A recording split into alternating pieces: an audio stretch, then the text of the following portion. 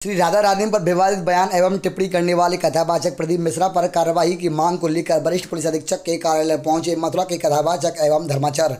आपको बता दें, कथावाचक प्रदीप मिश्रा द्वारा अपनी कथा में राधा जी के विवाह का साक्ष्य मांगते हुए कहा कि राधा जी का विवाह श्री कृष्ण से नहीं हुआ।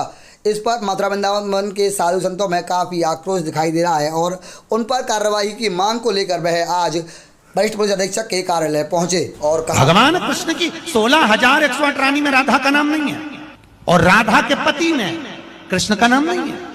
राधा जी के पति का नाम क्या है? कप्तान साहब के ऑफिस आए कि समझ में आए? आज हम कप्तान साहब की ऑफिस में एसपी देहात साहब से मिलने आए हैं, क्योंकि ब्रज तीर्थ देवालय न्यास द्वारा श्री प्रदीप मिश्रा के विरुद्ध एफआईआर करने का जो प्रार्थना पत्र दिया था, उसमें माननीय कप्तान साहब ने एसपी देहात साहब को जांच दी है। उसमें वो गहनता से और तल्लीनता से और ब्रजवासियों के प्रति सद्भावना रखते हुए संपूर्ण जांच कर एफआईआर कराए जाने का हमको आश्वासन दिया है।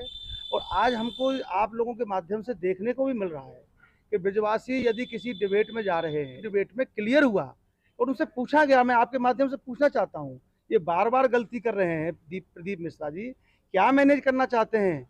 इनको मालूम नहीं है कि राधा जी क्या है, भगवान श्री कृष्ण क्या है?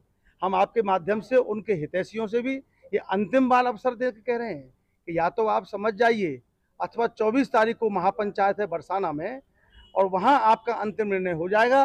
तब तक हमारे प्रशासन के द्वारा भी आपके विरुद्ध एफआईआर दर्ज की जाएगी, अन्यथा आप इसका अंजाम भुगतने के लिए स्वयं तैयार हैं। जी सर, इस वक्त मिश्रा जी के द्वारा राधा रानी पर अवैध टिप्पणी की जा रही है, क्या कहेंगे इस पर? प्रदीप मिश्रा जी को अपने आप को विद्वान होने का घमंड हो गया। उन्हें ज्ञात नहीं है कि न शिल्पाद ज्ञान युक्ते विद्वत शब्द प्रयोज्यते मोक्षैक विद्यावान सवे विद्वान तीरते। जो मोक्ष के लिए विद्या का अर्जन करते हैं उन्हें विद्वान की श्रेणी में रखा जाता है। और मोक्ष की अधिष्ठात्री देवी श्री राधिका जी हैं, जिनके शरीर से ही सती जी, लक्ष्मी जी और सरस्वती जी का प्रादुर्भाव हुआ। उन राधिका जी के विषय में शायद मिश्रा जी को कोई जानकारी नहीं। 4 अक्षर पढ़ने से विद्वान नहीं होते, तत्व का ज्ञान करने से विद्वान होती है। और जिस ब्रह्म वैवर्त पुराण के अनुसार वह कह रहे हैं, उसी के प्रारंभ में राधिका जी से ही संसार की सृष्टि होती है, द्वापर से ही चतुर्युगी प्रारंभ होती है। उन्होंने तो मुझे लगता है उस ग्रंथ का भी अध्ययन नहीं किया जिसके अनुसार वह कहते हैं। दूसरा, उन्हें ज्ञात नहीं कि यहाँ 10 प्रसवान, 10 नंद और 9 उपनंद हुआ करते थे। उन्हें इस विषय में कोई जानकारी है ही नहीं कि अनावश्यक बोले चले जा रहे हैं। अरे राधिका जी तक पहुंचने के लिए कई जन्मों की साधनाओं की आवश्यकता होती है, तब कहीं कृष्ण प्राप्त होते हैं और उनके बाद राधिका जी की प्राप्ति होती है। राधिका जी इतनी आसान नहीं है जितना प्रदीप मिश्रा जी समझ रहे हैं।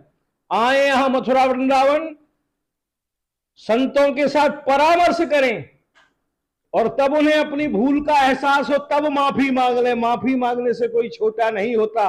और यदि उन्हें अपने ज्ञान का दंभ है तो मैं राजेंद्र नाथ चतुर्वेदी उन्हें जहां भी देश के जिस कोने में इस तत्व पर बहस करने के लिए वह सहमत हो, मैं उन्हें वहीं जाके गलत साबित कर दूंगा। उनकी जहां इच्छा हो इस चैलेंज को स्वीकार कर मुझे निमंत्रण भेज दें, मैं वहीं आकर उन्हें बता दूंगा कि राधिका जी के विषय में आप कुछ नहीं जानते। अधजल गगरी छलकत जाए, उतना अपने आप को दंभी मत बनिए कि राधिका जी पर टिप्पणी करने का अधिकार तो मैं समझता हूं त्रिदेवों को भी नहीं है, तो मिश्रा जी की तो सामर्थ्य ही क्या है।